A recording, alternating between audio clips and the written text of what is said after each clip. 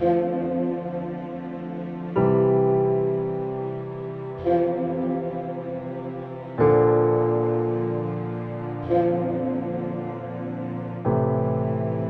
لیے آج کی تلاوت رسولوں کے اعمال اس کا 17واں باب، اس کی 15ویں آیت، پھر 22ویں آیت سے 18ویں باب کی پہلی آیت۔ اور وہ جو پالوس کو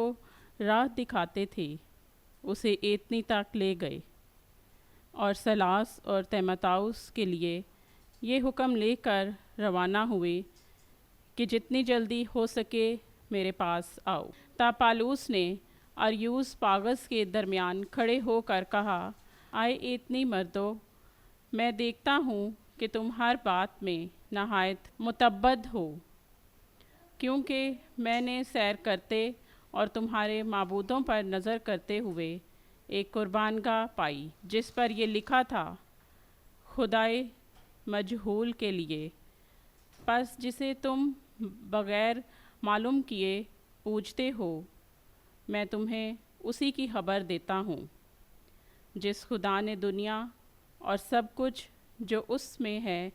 پیدا کیا۔ وہ اس لیے کہ آسمان اور زمین کا مالک ہے، ہاتھ کے بنائے ہوئے مندروں میں نہیں رہتا، نہ آدمیوں کے ہاتھ سے خدمت لیتا ہے، گویا وہ کسی چیز کا محتاج ہے، کیونکہ وہ تو خود سب کو زندگی اور سانس اور سب کچھ بخشتا ہے، اور بنی نوع انسان کی ہر ایک قوم کو ایک ہی اصل سے پیدا کیا کہ تمام روئے زمین پر بسیں،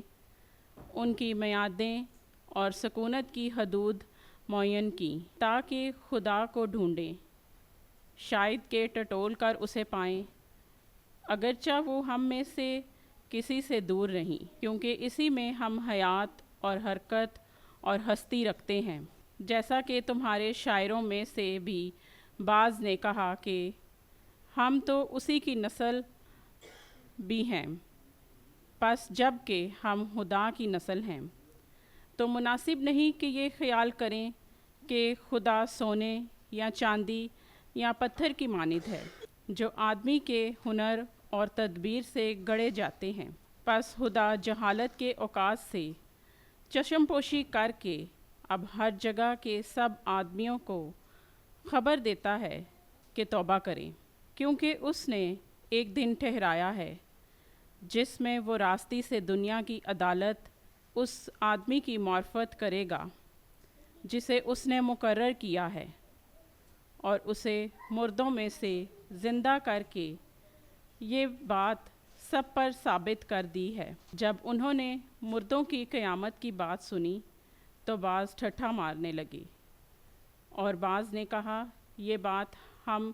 تجھ سے پھر بھی سنیں گے۔ یوں پالوس ان کے درمیان سے چلا گیا، مگر چند آدمی اس سے مل کر ایمان لے آئے، ان میں دیونینس، اریوس پاگس کا ایک صلاح کار، دامرس نامی ایک عورت، اور بعض اور بھی ان کے ساتھ تھے۔ بعد ازاں وہ ایتنی سے روانہ ہو کر کرنتس میں آیا۔ پاک کلام کا پڑھا اور سنا جانا ہم سب کے لیے باعث برکت ہو۔ خداوند کا شکر ہو، آمین۔